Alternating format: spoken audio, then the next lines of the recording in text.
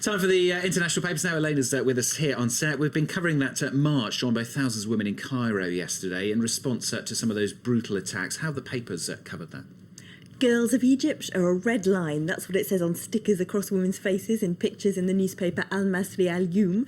Inside, they say the fact that so many women took to the streets to demonstrate and protest actually shows that the nascent feminist movement in Egypt is growing and creating more public space for itself within the national conversation there. Of course, it was that woman in the blue bra, that picture I showed you a couple of days ago, that was on posters all over Cairo. That was what really angered people and sent all those women out onto the street yesterday. They had placards also saying Field Marshal Tantawi is the general of harassment. But the paper Al Masri Al Yum says that feminists should be pleased that their cause is being vocalised so publicly, whereas it wasn't in Egypt before. So it might be a sign of protest, if you like. The other Egyptian paper, Al Aram, I'm having a look at today, they're talking about the sort of media war that's going on between state media, who say that protesters basically are inventing the stories of being beaten and tortured, that they might even be manipulating images and creating fake pictures.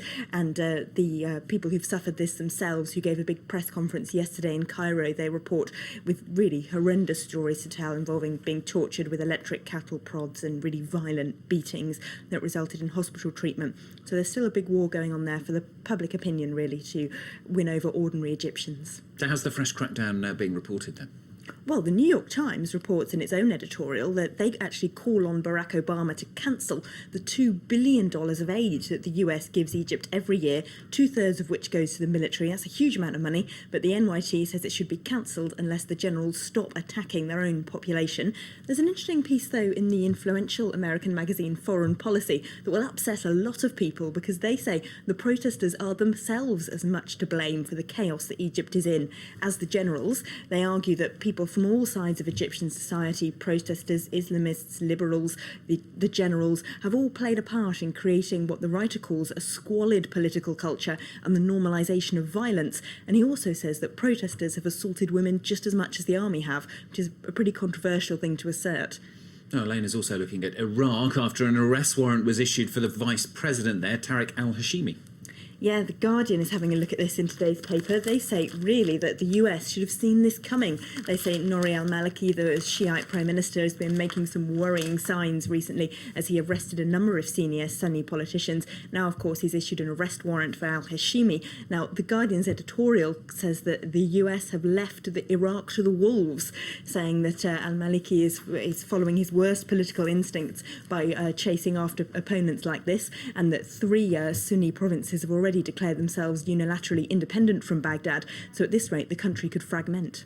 US elections next. Another fallout between Republicans and Democrats, this time over payroll tax. The new US government may be grinding to a halt once again.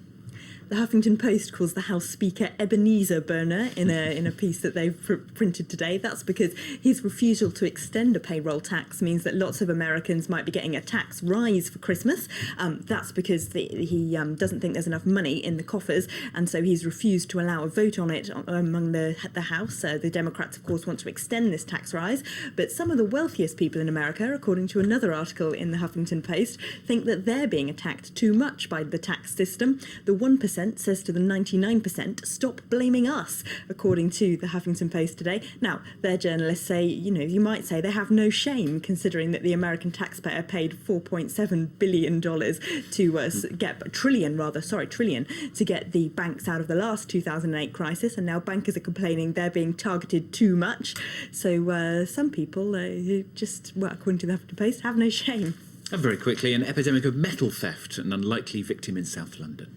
Oh, this is a sculpture by Barbara Hepworth, which apparently got stolen by copper thieves because the raw metal has become so expensive. The paper says it reckons they're going to sell it off for scrap metal, but ironically, it would be an awful lot more valuable if it was sold as a work of art.